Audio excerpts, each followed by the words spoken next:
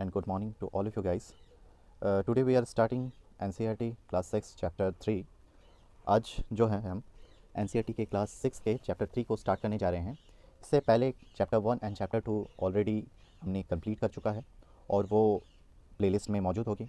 आप चाहे तो उसे जाके देख सकते हैं. और भी आगे की नोटिफिकेशंस के लिए आप प्लीज़ हमारे चैनल को सब्सक्राइब कर लें, जिससे कि अब मतलब जो भी लेक्चर अपलोड हो वो आपको रेगुलर अपडेट्स मिल जाएँ. ठीक है, तो चलिए स्टार्ट करते हैं. अच्छा, उससे पहले लेक्चर वीडियो हमारी जो रहेगी वो बाइलिंगुअल फॉर्मेट में रहेगी, जिससे कि सभी स्टूडेंट इजीली हमारे लेक्चर को अंडरस्टैंड कर सकें. और कोई भी क्वेरी, कोई भी सवाल हो आपके मन में, तो आप प्लीज़ कमेंट करके पूछ सकते हैं, जिससे कि हम अपने लेक्चर वीडियो को थोड़ा और बेहतर बना सकें. ओके, तो let us start today's lecture. Today's chapter is from gathering to growing food. इसका मतलब ही होता है कि पहले हमारे जो पूर्वज हुआ करते थे वो कौन थे भाई? Hunters and gatherers. पिछले चैप्टर में हमने पढ़ा था ना, चैप्टर 2 में, कि हमारे जो पूर्वज हैं, हमारे जो एंसेस्टर्स हैं, वो एक्चुअली हंटर्स एंड गैदरर्स हुआ करते थे. तो वो जो हंटिंग एंड गैदरिंग का काम किया करते थे, मतलब चीज़ें या तो वो इकट्ठा करते थे या तो हंटिंग करके इकट्ठा करते थे, और उनको अपने एरिया के बारे में, अपने क्षेत्र के बारे में बहुत ही अच्छा नॉलेज हुआ करता था. तो वो जो हंटिंग एंड गैदरिंग को छोड़कर, अपना जो पुराना प्रोफेशन छोड़कर, उन्होंने फूड ग्रो करना क्यों स्टार्ट कर दिया? ठीक है, मतलब उन्होंने खाना इकट्ठा करने को छोड़कर खाना जो उपजाना, मतलब कि भोजन को का उपार्जन करना, वो कैसे स्टार्ट कर दिया, ये आज की लेक्चर में, आज के लेसन में हम पढ़ेंगे. देखते हैं, चलिए आगे स्टार्ट करते हैं. जैसे कि हमने पहले लेक्चर्स में भी पढ़ा था, चैप्टर्स में भी पढ़ा था, कि एक छोटे से क्वेश्चंस के साथ स्टार्ट होता है चैप्टर. तो आज के चैप्टर में भी एक बच्ची जो है, उसका नाम है, देखिए, नायोन्स लंच. ठीक है, तो नायोन की जो है लंच हो रहा है, मतलब वो दोपहर का भोजन कर रही है, और उसके मन में क्या क्वेश्चन आता है वो पढ़ते हैं. Nayan was eating her favorite food, boiled rice, squish, pumpkin, beans, and meat. Her grandmother had grown the squish, pumpkin, and beans in the little garden plot at the back of her house. अच्छा, ये जो छोटी बच्ची है न्यून, ये क्या क्या खा रही है लंच में भाई? बॉयल राइस खा रही है, चावल खा रही है, स्क्विश खा रही है. स्क्विश एक वेजिटेबल है. आप इसकी तस्वीर आप चाहो तो मैं बाद में दिखा भी दूंगा. एक्चुअली स्क्विश एक वेजिटेबल है. पम्पकिन तो आप जानते ही हैं, जो हमारा जो कद्दू होता है, ठीक है ना. तो एंड बीन्स एंड मीट्स, ये सारी चीज़ें वो लंच में खा रही है. उसकी जो ग्रैंड मदर है, उसकी जो दादी है, वो ये सारी चीज़ें अपने बैक गार्डन में, उसके घर के पीछे जो गार्डन है वहाँ पे वो ग्रो करती हैं. Sorry. She remembered the food had been so different when she had been in the Madhya Pradesh as a part of school trip. It was hot and spicy. Why was that so? ठीक है ना. उसे एक बात याद आ रही है कि जब वो मध्य प्रदेश में स्कूल ट्रिप में गई थी, तो वहाँ पे जब वो गई थी, तो वहाँ पे जो उसे फूड मिल रहा था, वो उसके घर के फूड से काफ़ी डिफरेंट था. वो थोड़ी सी स्पाइसी, थोड़ी सी हॉट. हॉट मतलब क्या होता था कि भाई थोड़ी सी तीखी टाइप की फूड हुआ करता है. ठीक है ना. हमारे जो मध्य प्रदेश के राज्यों में आप आओगे तो थोड़ी सी तीखी सी, थोड़ी सी मसालेदार सब्जियाँ मिलेगी. ठीक है ना आपको. तो ये उसके मन में सवाल आता है कि भाई हमारे यहाँ की जो बनाने का तरीका है, फूड को बनाने का तरीका है, वेजिटेबल्स को बनाने का तरीका है, वो इतनी डिफरेंट क्यों है? उसके मन में सवाल आया. तो आगे चलते हैं, देखते हैं इन सवालों का क्या उसे जवाब मिलता है. तो वैराइटीज़ ऑफ फूड. ठीक है, today most of our food such as fruits, vegetable, grain, milk and meat comes from plants that are grown and animals that are reared. Different plants grown in different conditions. Rice, for example, requires more water than wheat and barley. This explains why farmers grow some crops in some areas and not. कहने का मतलब है कि आज हम जो fruits, vegetables या grain, fruits vegetable तो आप जानते हैं, फल सब्जियां, जो अनाज है, दूध है, मीट है, ये सारी चीज़ को जो फसल उगाते हैं, जो हमारे फार्मर किसान भाई हैं, वो कुछ जो फसल है कुछ खास एरियाज़ में उगाते हैं, और कुछ जो फसल है वो दूसरे एरियाज़ में उगाते हैं. ऐसा वो क्यों करते हैं? क्योंकि उन सभी फसलों को, उन सभी एनिमल्स को रियर करने का, रियर मतलब कि उपजाने का जो तरीका है, वो डिफरेंट डिफरेंट है और डिफरेंट कंडीशंस में उग पाएंगी. जैसे सपोज़ आप चाहोगे कि भाई आपका जो मैंगो ट्री है, आप जो कश्मीर में उगा दो, तो हो सकता है एक आध मैंगो ट्री वहाँ भी हो, पर क्या बहुत सारे मैंगो ट्री आपको मिलेंगे कश्मीर में? नहीं. उसी तरह से अगर आप लो लैंग एरियाज जैसे कि मध्य प्रदेश और यहाँ पे आप चाहोगे कि भाई एप्पल की खेती कर दें, तो वो भी पॉसिबल नहीं है. मतलब कुछ जो फ्रूट्स वेजिटेबल्स हैं, वो किसी पर्टिकुलर एरिया में, पर्टिकुलर कंडीशंस में ही ग्रो करती हैं. ठीक है ना. इसी तरह से जो हमारी चावल की खेती है, या गेहूं की खेती है, या जौ की खेती है, वो किसी खास एरियाज़ में ही होती हैं. ठीक है, मतलब उसका प्रोडक्शन अच्छा होगा उन खास एरियाज़ में. This explains why farmer grow some crops in some areas and not in other areas. मतलब कि इसीलिए जो फार्मर्स है कुछ खास प्रकार के फसल और जो सब्जियां हैं, फल हैं, उनको कुछ स्पेशल खास एरियाज़ में ही ग्रो करते हैं. Different animal to prefer different environment. उसी तरह से कुछ जो खास तरह के एनिमल्स हैं, वो कुछ खास कंडीशन, खास एरियाज़ में ही रहना पसंद करते हैं. जैसे कि बहुत सारे आपने एनिमल्स देखे ना, जो कि ठंडे एरियाज़ में रहते हैं. आप एग्जाम्पल्स भी दे सकते हैं, जैसे कि ठंडे एरियाज़ में कौन रहता है आपका? पोलर बियर रहता है, उसी तरह से बहुत सारे जानवर जो ठंडे एरियाज़ में रहते हैं, उसी तरह से गर्म एरियाज़ में अलग तरह के एनिमल्स रहते हैं, डेजर्ट एरियाज़ में अलग एनिमल्स रहते हैं। हम लोगों ने पिछले क्लासेस में पढ़ा होगा अपने को ने, है ना? ठीक है। Different animals to prefer different environment, उसी तरह से बोला for instance sheep and goat can survive more easily than cattles in dry. ठीक है, जैसे कि ड्राई एरियाज जो होता है जहाँ पे सूखा पड़ता है, वहाँ पे शीप और गोट इजीली वहाँ पे रह सकता है, पर कैटल्स वहाँ पे नहीं रह सकते। कैटल्स मतलब जो दूसरे बड़े जो पालतू जानवर है वहाँ पे वो रह नहीं पाएंगे, क्योंकि उनको पानी तो उनको ज़्यादा पीना पड़ेगा ना, और कम पानी में तो वो सर्वाइव नहीं कर पाएंगे। ठीक है, यही एक प्रॉब्लम है। उसी तरह से in hilly environment, but as you saw in chapter 2 women and man did not always produce their own food. जैसे कि आपने हम लोगों ने पहले भी चैप्टर में पढ़ा ना कि वुमेन और मैन जो है क्या वो साथ में अपना जो फूड है वो ग्रो करते थे, क्या साथ में वो हंटिंग किया करते थे? ये बहुत सारे सवाल हमारे सामने आए थे ना। तो उसी तरह से इसका पूरी तरह से हम एग्जैक्टली नहीं बता पाएंगे कि भाई ये जो एनिमल्स हैं या जो प्लांट्स हैं ये किसी पर्टिकुलर एरिया में क्यों ग्रो होते हैं। ठीक है, तो इसके पीछे भी कुछ कुछ कारण है वो जो आगे हम देखते जाएंगे और समझते जाएंगे कि भाई वो कौन सी कंडीशन है जिसके वजह से कुछ पर्टिकुलर एनिमल्स या पर्टिकुलर प्लांट्स, क्रॉप्स और ग्रेन्स जो है, फ्रूट्स हैं, वेजिटेबल्स है, वो किसी खास कंडीशन में स्पेशल एरियाज में ही ग्रो करते हैं। ओके, तो चलते हैं नेक्स्ट टॉपिक की तरफ। देखिए, the beginning of farming and herding. ठीक है, तो फार्मिंग और हर्डिंग जो है वो कैसे स्टार्ट होता है, कैसे शुरुआत होती है उसकी, वो हम देखते हैं। We have seen in chapter 2 that the climate of the world was changing and so were plants and animal that people used as food. Men, women, and children probably observed several things. The places where edible plants were found, how seeds broken off stalks fell on ground and new plants sprouted from them. Perhaps they began looking after plants, protecting them from birds and animals so that they could grow and the seeds could ripen. In this way, people become farmers. ठीक है, कहने का मतलब है कि हम लोगों ने पहले चैप्टर में पढ़ा था कि हमारे जो पूरे ब्रह्मांड की, या बोल सकते हैं कि हमारी जो पूरी पृथ्वी की जो आबो हवा है, वातावरण है, उसमें बहुत ही ड्रास्टिक चेंज कब आया? करीब करीब 10,000 से 12,000 साल पहले बहुत ही ड्रास्टिक चेंज आया। क्या चेंज आया था भाई? कि हमारी जो पृथ्वी है वो बहुत पहले तो बहुत ठंडी थी और धीरे धीरे ये गर्म होना स्टार्ट की, और ये जो कंडीशन है लिविंग ऑर्गेनिजम्स के लिए बहुत ही फेवरेबल कंडीशन है, और इसमें जो है बहुत तरह के एनिमल्स या बहुत तरह के जो प्लांट्स हैं वो ग्रो होना स्टार्ट किए हमारे अर्थ में। ठीक है, and so were plants and animals that people used as food, और यही जो प्लांट्स और एनिमल जो हैं, लोग जो है, हम जो है यूज़ करते हैं डिफरेंट कंडीशंस में डिफरेंट प्लांट्स एंड एनिमल्स। ठीक है, man, women and children probably observe several things. इसी तरह से मैन, वुमेन और चिल्ड्रन जो है अलग अलग चीज़ें अलग अलग तरीके से ऑब्जर्व करते हैं, उनको समझते हैं और उनको सीखते चलते हैं कि भाई कोई जो प्लांट है ये किसी खास कंडीशन में ही उग सकती है, ये दूसरे प्लांट जो है किसी दूसरे इन्वायरमेंट में या सीजन में उगते हैं, ये वो देख देख के सीखते हैं। ठीक है, the places where edible plants were from, और वो भी चीज़ें वो देख देख के सीखे कि भाई कौन से प्लेस का में कौन से प्लांट उगेंगे, या प्लांट का कौन सा हिस्सा खाया जाएगा या कौन सा हिस्सा नहीं खाया जाएगा, कौन सा प्लांट पॉइजनस है, कौन सा प्लांट नॉन पॉइजनस है, मतलब जहरीला है और जो जहरीला नहीं भी है। How seeds broke of stocks fell on ground and new plant sprouted from them, किस तरह से पेड़ों से जो बीज हैं वो टूट के गिरते हैं और उससे एक नया प्लांट उग जाता है, और किस तरह से हम जो protecting them from birds and animal, और इन प्लांट्स को हम ग्रो करने के लिए किस तरह से हम पक्षियों से या एनिमल से इसको बचाना पड़ेगा, तभी तो ये ग्रो करेगा ना और हमें फसल मिलेगी। और ये जो फ्रूट्स है या जो क्रॉप्स है वो कौन से सीजन में ग्रो करेगा या कितने दिन में ग्रो करेगा, ये भी वो धीरे धीरे सीखते हैं, समझते हैं। In this way people become farmer, और इसी तरीके से ये जो लोग हैं वो धीरे धीरे फार्मर बनते हैं। फार्मर मीन्स खेती करते हैं, किसान बनते हैं। ठीक है, देखते हैं, आगे चलते हैं। ठीक है, women, man and children could also attract and them tame animals. ठीक है, by leaving food for them and near their shelter. The first animal to be tamed was the wild ancestor of the dog. Later, people encouraged animals that were relatively gentle to come near the camp that they lived. These animals, such as sheep, goats, cattle, and also the pig, lived in herds, and most of them ate grass. Often, people protect these animals from attacks by other wild animals. This is how they become herders.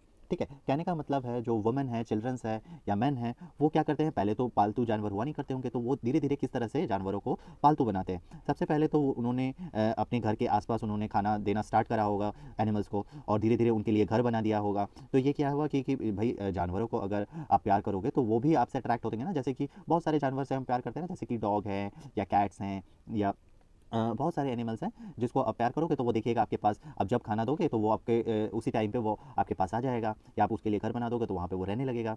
ठीक है, इसी तरह से वो हमारे जो ancestors हैं, हमारे जो पूर्वज हैं, उन्होंने जानवरों को पालतू बनाया। ठीक है, जैसे कि हमारे सबसे पहला जो जानवर जिसको हमारे पूर्वजों ने पालतू बनाया भी होगा, वो कौन सा जानवर है भाई? आप कह सकते हैं भाई डॉग है वो। Later people encouraged animal that are relatively gentle and come near the camp where they live. आप उसके बाद जो दूसरे जानवर जो कि उन्होंने पालतू बनाया वो कौन से जानवर थे? जो उनके कैंप्स हुआ करते थे। कैंप्स मतलब जहाँ पे वो रहते हैं उनको कैंप्स कहेंगे। छोटी छोटी जो बस्तियाँ या झोपड़ियाँ होती हैं उनको कैंप कहते हैं। तो ये क्या करते थे कि जो एनिमल्स इनके कैंप के आसपास रहने आ जाते थे या इनके आसपास आते थे, उनको धीरे धीरे उन्होंने पालतू बनाया। ये कौन से एनिमल्स थे, जैसे कि शीप्स, भेड़, बकरियाँ या दूसरे और कैटल्स जैसे कि गाय, बैल, भैंस, ठीक है। And also pigs lived in hertz, और जो बाकी पिग्स होते हैं, जो शुअर होते हैं, ठीक है, इन ये जो भी झुंड में रहते हैं ना, इनको भी इन्होंने पालतू बनाया। और ये ज़्यादातर जो जानवर क्या खाते हैं भाई, ग्रास ईटिंग एनिमल्स है, ठीक है। तो हर्बीवोरस जिसको बोलते हैं, ग्रास ईटिंग, ठीक है, जिसे शाकाहारी कहते हैं, ठीक है। Often people protected these animals from attack, और ज़्यादातर समय में इन एनिमल्स को अपने पालतू जानवरों को ये दूसरे बड़े एनिमल्स, वाइल्ड एनिमल्स से उनकी रक्षा करते थे। This is how they become herders, और इसी तरह से वो क्या बन गए, चरवाहे भी बन गए, ठीक है। एनिमल्स को जो पालते हैं, इनको डोमेस्टिकेट करते हैं, उनको हम क्या कहते हैं भाई, हर्डर्स कहते हैं, ठीक है। चलिए आगे चलते हैं। तो ये जो डोमेस्टिकेशन प्रोसेस है, जानवरों को कैसे पालतू बनाया जाए, इस प्रोसेस के ऊपर एक छोटा सा टॉपिक है कि कह सकते हैं, वो देखते हैं। देखिए, डोमेस्टिकेशन मतलब कि किसी भी जानवर को कैसे हम पालतू बनाएं, ठीक है। तो इस प्रोसेस को ही हम डोमेस्टिकेशन कहते हैं। Is the name given to the process in which people grow plants and look after animals. इस प्रोसेस, डोमेस्टिकेशन जो प्रोसेस है, वो क्या होता है भाई, जब हम किसी प्लांट को ग्रो करते हैं या किसी एनिमल को लुक आफ्टर करते हैं। एनिमल को लुक आफ्टर करना मतलब एनिमल को पालते हैं, तो उसी प्रोसेस को हम क्या कहते हैं, डोमेस्टिकेशन प्रोसेस कहते हैं। Even after plants and animal that are tender by people become different from wild plants and animal. और जो जानवरों को या जो प्लांट्स को आप डोमेस्टिकेट करेंगे, वो दूसरे जो वाइल्ड एनिमल्स है या वाइल्ड प्लांट्स है, उनसे थोड़े डिफरेंट हो जाएंगे। किस तरह से डिफरेंट होंगे, देखिए, this is because people select plants and animal for domestication. ये इसलिए होता है क्योंकि जब भी आप किसी एनिमल को या प्लांट को डोमेस्टिकेट करना चाहेंगे, उसको पालतू बनाना चाहेंगे, या उस किसी भी प्लांट को आप ग्रो करना चाहेंगे, सबसे पहले तो ये देखेंगे कि भाई वो प्लांट ग्रो करने लायक है कि नहीं, या वो जो एनिमल है वो पालतू बनाने लायक है कि नहीं, ठीक है। For example, they select plant that yield large size grain and have strong stocks, ठीक है। तो लोगों ने सबसे पहले जो भी प्लांट को ग्रो करा, वो किस बेसिस में ग्रो किया कि उसमें जो ग्रेन है, ग्रेन मतलब कि उसमें जो अनाज जो भी उपजेगा, उसका जो साइज़ है वो कैसा होना चाहिए, ज़्यादा बड़ा होना चाहिए और ज़्यादा क्वांटिटी में भी होना चाहिए। और उसके जो स्टॉक है, स्टॉक मतलब जिस जो अनाज है, किसी न किसी फली में तो उगता होगा ना, जो पौधे में उगता होगा, जो ब्रांच में उगता होगा, वो ब्रांच स्ट्रॉन्ग होना चाहिए, नहीं तो वो क्या होगा, वो जो अनाज के भार से ही वो टूट के गिर जाएगा, वो तना टूट के गिर जाएगा। जैसे सपोज़ जैसे कि आपने देखा है ना कि आम का जो फल है, वो एक छोटी सी डंडी से कनेक्टेड रहता है आपके आम के पेड़ से। अगर मान लीजिए वो जो आम का जो फल है, अगर वो जो छोटी सी डंडी उतनी स्ट्रांग नहीं होगी जो कि आम का वजन उठा सके, तो वो टूट जाएगी, और क्या आम ग्रो कर सकेगा, तो नहीं ग्रो कर सकेगा ना। तो सेम प्रोसेस है ये भी। तो ये सारी चीज़ें हम देखते हैं कोई भी चीज़ को ग्रो करने के लिए, capable of bearing the weight of ripe grain, और जिससे कि वो जो फल जो है वो बढ़ सके और वो ग्रो हो सके, तब उसका भार उठा सके। Seed from selected plants are preserved and shown to ensure that new plants will have the same qualities, ठीक है। कुछ जो बीज हैं, कुछ सेलेक्टेड पौधों के जो बीज हैं, उनको प्रिजर्व किया जाता है। प्रिजर्व मीन्स उनको इकट्ठा किया जाता है, उनको रखा जाता है, और बाद में इसको मिट्टी में रोप भी दिया जाता है। रोपना मतलब इसको कल्टीवेट करना, और बाद में जब ये प्लांट उगते हैं तो उनको ये देखा जाता है कि भाई ये सेम क्वालिटी के प्लांट है कि नहीं, सेम क्वालिटी के इसमें फल आ रहे हैं कि नहीं, ठीक है ना। तभी जाके हमारे जो पूर्वज हैं, उन्होंने ये जो प्लांट्स है या एनिमल्स को ग्रो किया होगा या उनको डोमेस्टिकेट किया होगा। इसके अलावा भी देखिए, among animals those are relatively gentle are selected for breeding, ठीक है। बहुत सारे एनिमल्स होते हैं ना जो बहुत एग्रेसिव होते हैं, एग्रेसिव मतलब कि खूंखार, ठीक है। तो वैसे एनिमल्स को आप पालोगे क्या, शेर को आप घर में लाके पाल तो सकते हो नहीं, तो आपको पालना किसको पड़ेगा भाई, जो डोमेस्टिकेट हो सके, जो जेंटल हो सके, जो आपकी बात समझे, बात माने, जैसे कि जस्ट लाइक डॉग, कैट, ये थोड़ी थोड़ी बात आपकी समझती है, मानती है ना, ठीक। तो ये जेंटल भी है। As a result gradually domesticated animals and plant become different from wild animals and plant. इसीलिए जो जिन पौधों को या जिन एनिमल्स को हम घर में लाके पालने लगे, पालतू बनाने लगे, वो थोड़े बहुत उनका जो नेचर है, उनका जो स्ट्रक्चर है, वाइल्ड एनिमल से थोड़ा थोड़ा थोड़ा करके डिफरेंट होना स्टार्ट हो गया। जैसे कि यहाँ पे आप दो टीथ देख रहे हैं, आप पिक्चर में टीथ देख रहे हैं ना, एक जो है टीथ जो है वो वाइल्ड एनिमल का है, और एक जो टीथ है वो जो हमारे डोमेस्टिकेट होते हैं, जो पालतू जानवर है, उनका है, ठीक है। The teeth and horns of the wild animals are usually much larger than those of the domesticated animal, ठीक है। जो वाइल्ड एनिमल्स होते हैं, उनके जो हॉर्न्स मतलब जानते हैं ना, सींग, ठीक है, और उनके जो दांत होते हैं वो बहुत बड़े बड़े होंगे। उसी तरह से जो हम जिन जानवरों को हम पालतू बनाएंगे, उनके सींग और जो उनके दांत है वो छोटे छोटे होंगे, क्योंकि सींग और दांतों का इस्तेमाल क्यों करते हैं वाइल्ड एनिमल्स, वो सींग से वो अपने आप को बचाते हैं ना, दूसरे एनिमल को डराते हैं, या अपने दांतों से जो भोजन को फाड़ते हैं, काटते हैं, खाते हैं। तो जो डोमेस्टिकेटेड एनिमल्स हैं, उनके जो दांत हैं और उनके जो हॉर्न्स हैं वो छोटे छोटे होंगे। तो पिक्चर में आप देख के बता सकते हैं कौन सा डोमेस्टिकेटेड एनिमल्स का दांत है और कौन सा जो हमारे वाइल्ड एनिमल्स का दांत है। तो ऑब्वियसली जो बड़ा वाला जो दांत है, राइट हैंड साइड का जो दांत है, वो कौन सा है, वाइल्ड एनिमल का दांत है, और लेफ्ट हैंड साइड जो छोटा सा दांत है, ये कौन सा, डोमेस्टिकेटेड एनिमल का दांत है, ठीक है ना। चलिए आगे चलते हैं। हाँ, आगे चलते देखिए, domestication was a gradual process that took place in many parts of the world. ये जो डोमेस्टिकेशन का जो प्रोसेस है, ये जो प्लांट्स और एनिमल्स को पालने का जो प्रोसेस है, इनको ग्रो करने का जो प्रोसेस है, ये ग्रेजुअल प्रोसेस है। मतलब ऐसा नहीं कि आपने एक साल ग्रो किया या एक साल डोमेस्टिकेट किया, दूसरे साल बोलोगे भाई मेरे से तो नहीं हो सकेगा, ठीक है, तो वो जो जानवर है वो क्या करेंगे, वो तो चले जाएंगे ना, और वो जो प्लांट है आपने जो ग्रो किया वो तो मर जाएगा, ठीक है ना। ये धीरे धीरे धीरे धीरे हम लोगों ने सीखा है। It begins about 12,000 years ago. ये जो डोमेस्टिकेशन का प्रोसेस है कब स्टार्ट हुआ होगा, आज से करीब करीब 12,000 साल पहले स्टार्ट हुआ होगा, ठीक है ना। Virtually all the plants and animal produces that we use as a food today in a result of domestication. Some of the earliest plants to be domesticated were wheat and barley. The earliest domesticated animals include sheep and goat. तो यहाँ से एक question तो आपका sure short आ सकता है। तो अगर क्वेश्चन पूछता है कि वो कौन से एनिमल्स या वो कौन से प्लांट्स हैं जिनको हमारे पूर्वजों ने, हमारे एंसेस्टर्स ने डोमेस्टिकेट करा होगा, तो अगर प्लांट्स के बारे में पूछा जाता है तो व्हीट एंड बार्ली बोलेंगे, ठीक है। गेहूँ और जो जौ होता है उसको डोमेस्टिकेट किया गया होगा। या वो कौन से एनिमल्स हैं जिनको हमारे पूर्वजों ने, हमारे एंसेस्टर्स ने डोमेस्टिकेट किया होगा, what are those animals that our ancestors has domesticated. तो आप बोल सकते हैं कि शीप्स एंड गोट्स, ओके। तो हम लोग आगे के टॉपिक में चलते हैं धीरे धीरे, ठीक है। देखिए यहाँ पे साइड, लेफ्ट हैंड साइड में यहाँ पे दिया है ways in which grains was use. Grains को मतलब कि अनाज को हम किस किस तरीके से यूज़ कर सकते हैं। एक तो अनाज का यूज़ है एज ए सीड, मतलब उसको हम प्रिजर्व करके रखेंगे तो बाद में उसको सीड लगा सकते हैं, बो सकते हैं, रोप सकते हैं, जिससे कि नया आपका जो ग्रेन है वो ग्रो करेगा।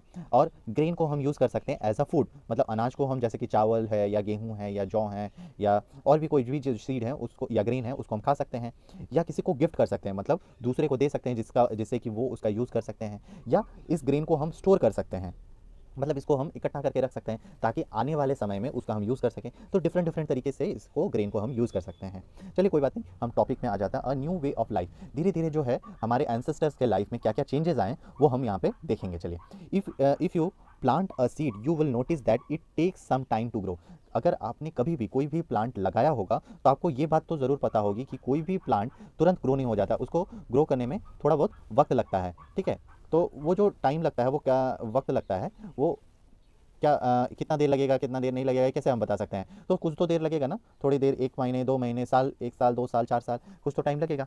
तो वो भी डिपेंड करता है उस पर्टिकुलर प्लांट या उस पर्टिकुलर ट्री के ग्रोथ में। दिस में भी सेवरल डेज, ये हो सकता है कि कुछ दिनों का वक्त लगे, या कुछ हफ्तों का वक्त लगे, या कुछ महीनों का वक्त लगे, या हो सकता है कि कुछ सालों का भी वक्त लगे किसी पर्टिकुलर प्लांट को ट्री बनने में या पर्टिकुलर प्लांट को ग्रेन देने में, फ्रूट देने में। When people begin growing plants it means that they had to stay in some places for a long time looking after the plants, watering, weeding, driving away animals and birds till the grain ripened, and then the grains had to be used carefully. कहने का मतलब है अगर plant को grow करने में समय लगता है तो क्या होगा कि भाई हमारे जो पूर्वजों को एक ही जगह रहना पड़ेगा ना, तब तो प्लांट की देखभाल कर पाएंगे। उसको टाइम टू टाइम उसको लुक आफ्टर करना पड़ेगा, उसको टाइम टू टाइम पानी देना पड़ेगा, उसकी रखवाली करनी पड़ेगी, उसको जानवरों से बचाना पड़ेगा, ठीक है। और उसमें अगर कीड़े लग गए तो भी उसको बचाना पड़ेगा, ठीक है। तो ये सारे बहुत सारे काम है जैसे कि किसान करते हैं ना, किसान को तो एक जगह रह के अपने फसलों की रक्षा करनी पड़ती है, नहीं तो क्या होगा देखिएगा कि भाई जो जानवर है वो आके खा जाएंगे, ठीक है ना। टिल द ग्रेन, जब तक कि वो जो फल है या जो भी आपका जो अनाज है वो पक ना जाए, ठीक है। उसके बाद इसकी कटाई होती है, ठीक है। उसके बाद जाके हम तक मिल पाता है फल सब्जियां या जो भी अनाज है, ठीक है। और बाद में इसको केयरफुली स्टोर भी करना ज़रूरी है, तभी तो नेक्स्ट ईयर हम इसको फिर ग्रो करेंगे, ठीक है। तो ये बहुत लंबा प्रोसेस है, ग्रेजुअल प्रोसेस है, जो कि हम फॉलो करते हैं किसी भी प्लांट को ग्रो करने में। और इसी वजह से हमारे जो पूर्वजों को एक ही जगह रुकना पड़ा, एक ही जगह रहना पड़ा, तब जाके तो हमारे ये जो प्लांट्स हैं, हमारे जो ये जो फ्रूट्स वेजिटेबल्स है वो ग्रो कर पाएंगे। As grain had to be stored for both food and seed people had to think of ways of storing it. क्योंकि ये जो ग्रेन है, ये जो अनाज है, ठीक है, इसको हम एज अ फूड भी यूज़ करते हैं और एज अ सीड भी यूज़ करते हैं, मतलब इसको भोजन के लिए भी यूज़ करते हैं, साथ ही साथ इसको बीज के लिए भी यूज़ करते हैं, तभी तो नेक्स्ट हमारा जो फ्रूट्स या वेजिटेबल वो ग्रो करेगा, ठीक है। तो इसके स्टोर करने के लिए, इसको अच्छे से रखने के लिए लोगों ने, हमारे पूर्वजों ने अलग अलग तरीके सोचे ताकि इनमें कीड़े ना लग जाएँ, ये डिस्ट्रॉय ना हो जाए, ठीक है, बर्बाद ना हो जाए, ठीक है। In many areas they begin making large clay pots और वुवन बास्केट और डग पीट्स इनटू द ग्राउंड। बहुत सारे अलग अलग एरियाज़ में हमारे आर्कियोलॉजिस्ट को ये साक्ष्य मिले हैं या ये पता चला है कि वो हमारे जो पूर्वज हैं, हमारे जो एंसेस्टर्स हैं, वो क्या करते थे, बड़े बड़े क्ले के पॉट बना दिया करते थे। क्ले पॉट मतलब जो मिट्टी के घड़े होते हैं ना, बड़े बड़े घड़े, या वुवन बास्केट मतलब कि वो जो बास्केट होता है ना, जो पत्तों का या जो बांस की जो बास्केट होती हैं वो बना दिया जाता था, या मिट्टी के अंदर गड्ढा खोद के वहाँ पर रखा जाता था इन बीजों को, ताकि वो कीड़ों से बच सके, उनमें किसी तरह का कोई ख़राब ना हो जाए, डिस्ट्रॉय ना हो जाए, ओके।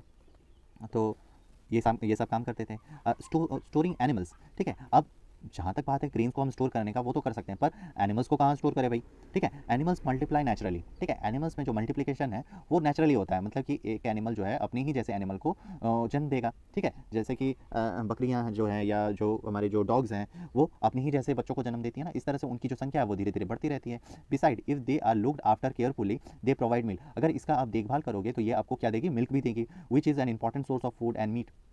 बाद में इसी मिल्क का हम अपनी फूड के लिए इस्तेमाल कर सकते हैं, इसी एनिमल्स का हम मीट के लिए इस्तेमाल कर सकते हैं, ठीक है। वेन एवर रिक्वायर्ड, जब भी आपको जो भी इस तरह से ज़रूरत पड़े मिल्क का और मीट का आप इस्तेमाल कर सकते हैं। In other word animals that are reared can be used as store of food, मतलब इस एक तरह से ये भी कह सकते हैं कि जो एनिमल्स को आप पालतू बना रहे हैं उसको, उससे आपको मिल्क भी मिल रहा है और साथ में जब आपको ज़रूरत पड़ेगा तो इसको आप भोजन के लिए भी यूज़ कर सकते हैं। तो एक तरह से आपका जो एनिमल्स है वो फूड स्टॉक है, मतलब कि ये भोजन का जरिया है, ठीक है। आगे चलते हैं, देखिए finding out about the first farmers and herders, ठीक है। तो हम जो पहले पहले फार्मर्स और हर्डर्स, हमारे जो पहले किसान जो हैं और जो पहले चरवाए जो जानवरों को चराने वाले हैं उनके बारे में थोड़े बहुत जानकारी लेते हैं। अच्छा, हमने मैप 2 जो पढ़ा था, जो चैप्टर 2 में हमने मैप 2 देखा था ना, तो उसको आप ध्यान लीजिए, या तो पेज नंबर 14 अपने बुक्स में खोल लीजिए, उसमें 2-3 जगह जो हैं वो आप नोटिस करेंगे, you will notice a number of blue squares, वहाँ पे देखिएगा ब्लू ब्लू कलर का बहुत सारे स्क्वायर्स दिए गए होंगे, और यहाँ पे हमारे जो आर्कियोलॉजिस्ट हैं उनको बहुत सारे एविडेंसेस मिले हैं, ठीक है। वही कह रहा है कि each mark a site from where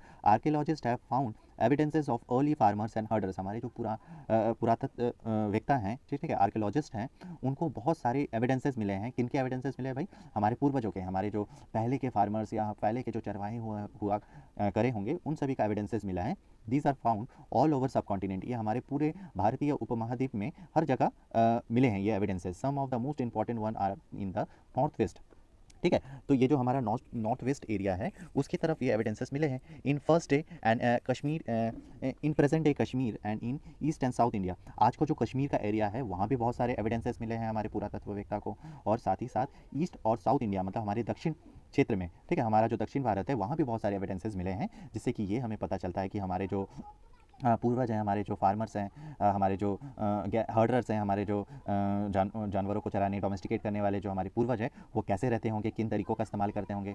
to find out whether these sites were settled of farmers and herders, scientist study evidences of plants and animal bones, ठीक है। इन सभी चीज़ों का पता लगाने के लिए हमारे जो साइंटिस्ट हैं, हमारे जो वैज्ञानिक हैं, यहाँ पे जो भी एविडेंसेस मिले हैं जिसमें कि प्लांट्स भी हैं और ये साथ साथ एनिमल भी, मतलब प्लांट्स मतलब जो जो भी पौधे हैं या जो भी एनिमल्स के जो बोन्स हैं, मतलब कि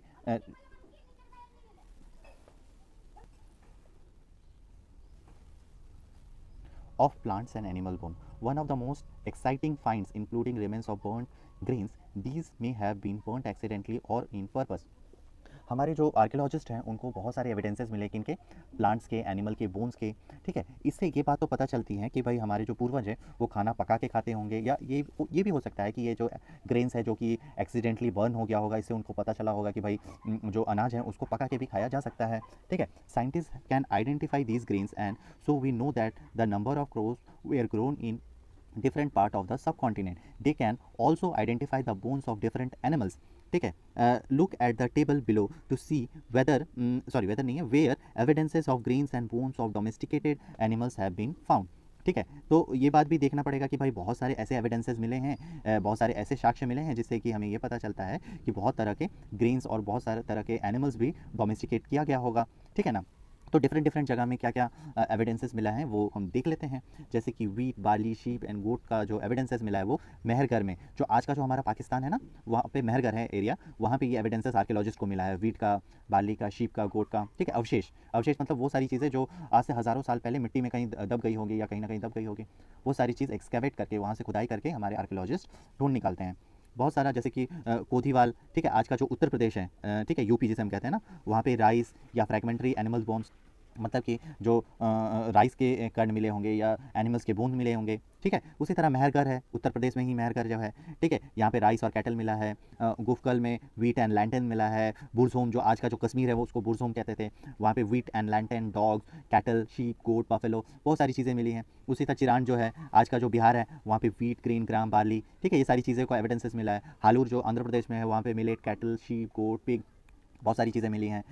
पीएमपल्ली जो है आंध्र प्रदेश में है, एपी में है, black gram, millet, cattle, sheep, dog, pig, और ये सारे एविडेंसेस अलग अलग एरियाज़ में अलग अलग जगहों में मिले हैं। इसको आप डिटेल में थोड़ा सा देख लीजिएगा, जिससे कि आपको थोड़ा बहुत इसके बारे में याद रह जाए। ठीक है, इसके क्वेश्चंस भी पूछते जाते हैं कभी कभी। ठीक है, आगे चलते हैं। देखिए, टुवर्ड्स अ सेटल लाइफ, अब धीरे धीरे जो है लोग, हमारे जो पूर्वज हैं, वो सेटल आना स्टार्ट करते हैं। तो इसके बारे में हमें कैसा पता चलता है? इन्हीं हमारे जो आर्कियोलॉजिस्ट है, पुरातत्ववेत्ता जो हैं, उन्हीं से पता चलता है भाई। Archaeologists have found traces of huts और हाउसेस और some sites at some sites, मतलब कि हमारे जो आर्कियोलॉजिस्ट हैं उनको जो है बहुत सारे ऐसे एविडेंसेस, बहुत सारे ऐसे साक्ष्य मिले हैं, जिससे हमें ये पता चले कि हमारे जो पूर्वज हैं किस तरह के घरों में, किस तरह के कुटिया में वो रहा करते थे। जैसे कि बुर्ज होम जो है, आज का जो कश्मीर में बुर्ज होम, वहाँ पे पिट हाउसेस बना हुआ। पिट मतलब कि जो ज़मीन के अंदर जो रहने वाले जो घर होते हैं ना, वैसे हाउसेस मिले, which was dug into the ground, जो कि मिट्टी के नीचे खुदाई करके बनाया जाता था, with step leading into them, जिसमें कि छोटी छोटी सीढ़ियाँ होती थी। ये सीढ़ियाँ ज़मीन के अंदर तक जाती थी और वहाँ पे वो नीचे उतर के वहाँ पे रहा करते होंगे। ठीक है, ठीक है। These were provided with shelter in cold weather, इससे कि आप क्या है, ज़मीन के ऊपर रहेंगे तो आपको ठंडी लगेगी ना, पर ज़मीन के नीचे तो आपको कोई ठंडी महसूस नहीं होगी, तो वो नीचे रहा करते थे, जो कि कोल्ड वेदर से, ठंडी के मौसम से उनको बचाते थे। Archaeologist have also found cooking hearths both inside and outside hut. इसके अलावा भी हमारे जो पुरातत्ववेत्ता हैं, उन लोगों को बहुत सारे हर्ट्स मिले। हर्ट्स मतलब जो चूल्हा होता है जिसमें कि खाना पकाया जाता है, हर्ट के अंदर भी और हर्ट के बाहर भी, मतलब कि कुटिया के बाहर भी और कुटिया के अंदर भी ये जो चूल्हे होते हैं जिसमें कि खाना पकाते हैं, वो उनको एविडेंसेस मिला है। ठीक है, which suggest that depending on the weather people could cook food either indoor or outdoors, मतलब कि जैसा वेदर होता था उसके हिसाब से खाना पकाते थे। कभी जब ठंडी होगी तो घर के अंदर खाना पकाएंगे, जब बहुत गर्मी होगी तो घर के बाहर पकाते होंगे खाना। ठीक है, some stone tools have been found many sites as well, बहुत सारे स्टोन के जो टूल्स हैं अलग अलग साइट से ये मिले हैं। ठीक है, many of these are different from the earlier Paleolithic tools and that is why they are called Neolithic।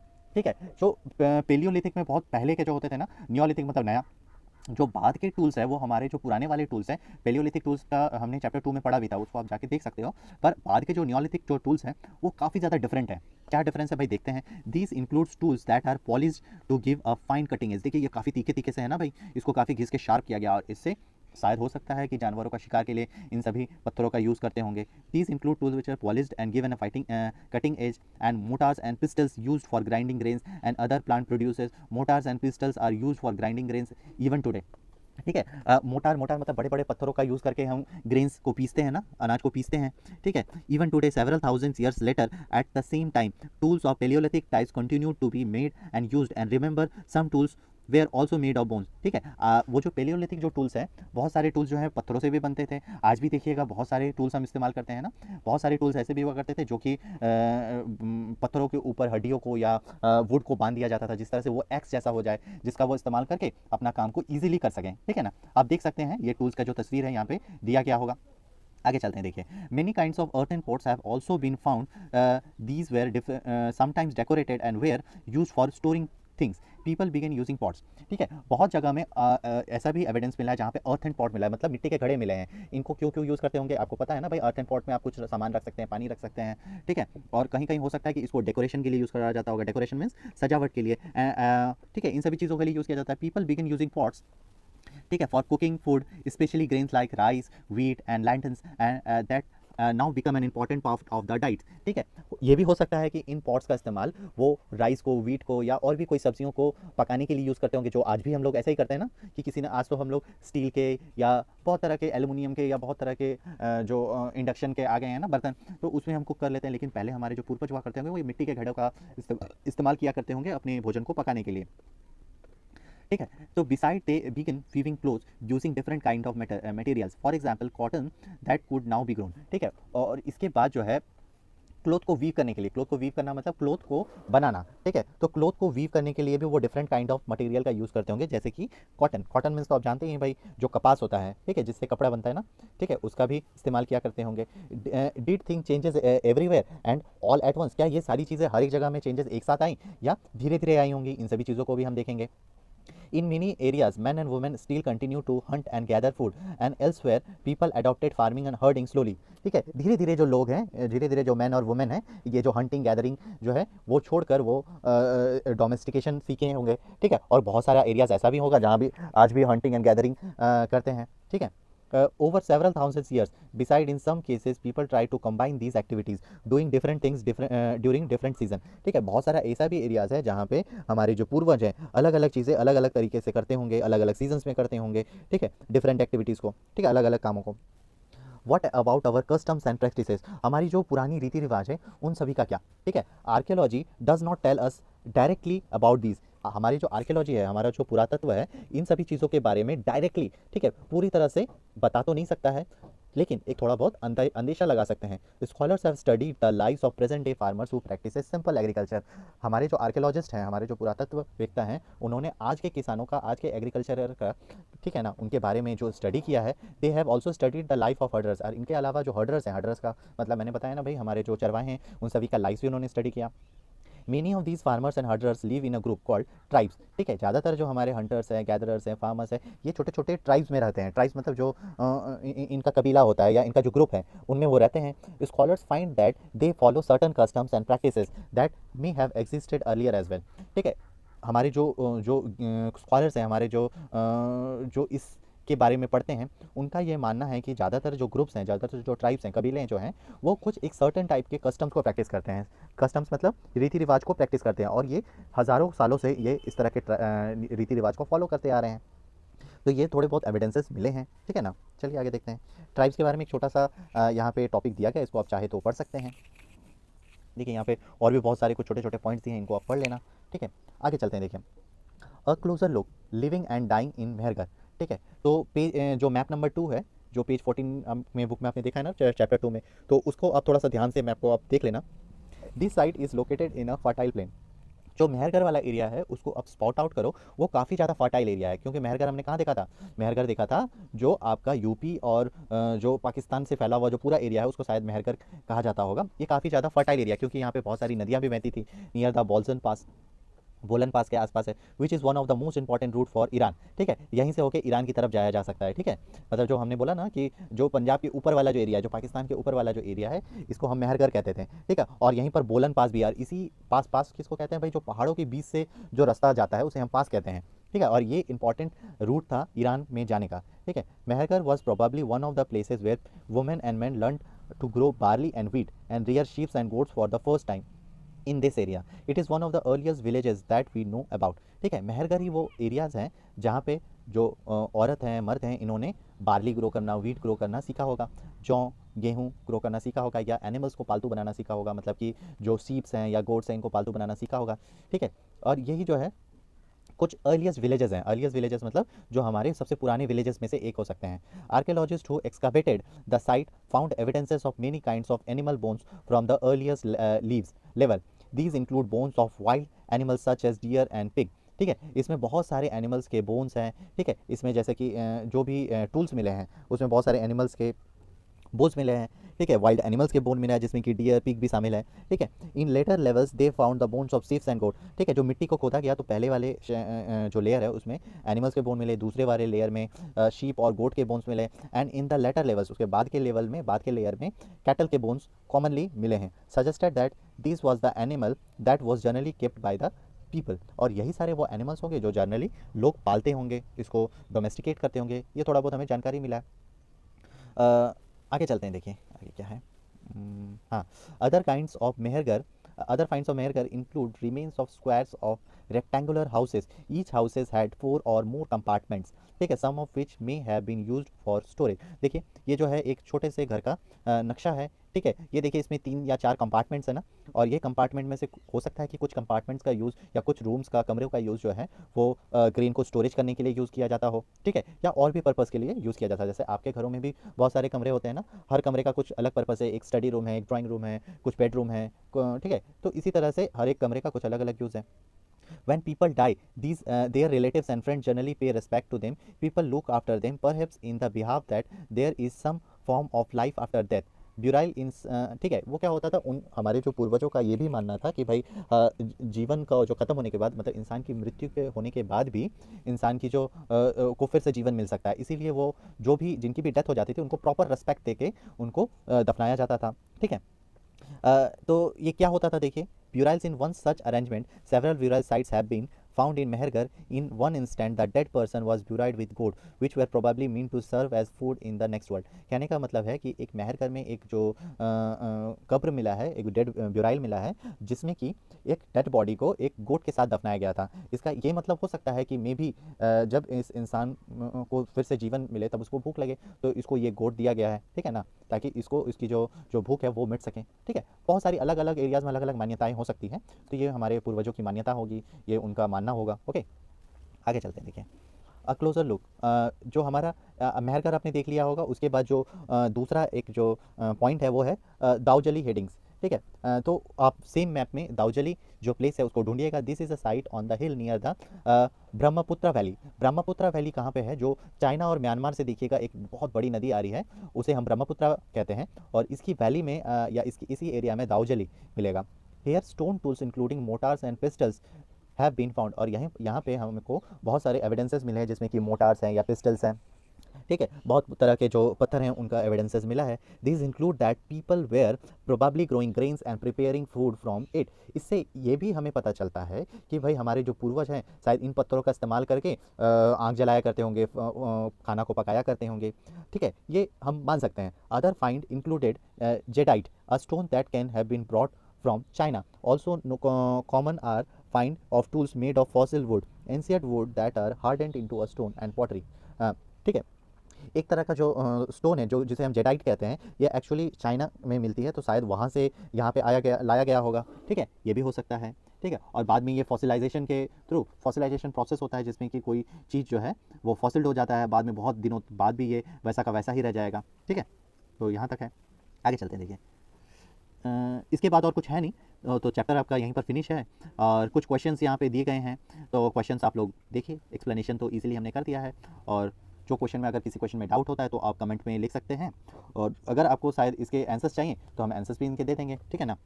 तो नेक्स्ट जो हमारा चैप्टर होगा, chapter 4 in the earlier cities, ये हम नेक्स्ट लेक्चर में कंप्लीट करेंगे। तो तब तक के लिए बाय। Okay, thank you.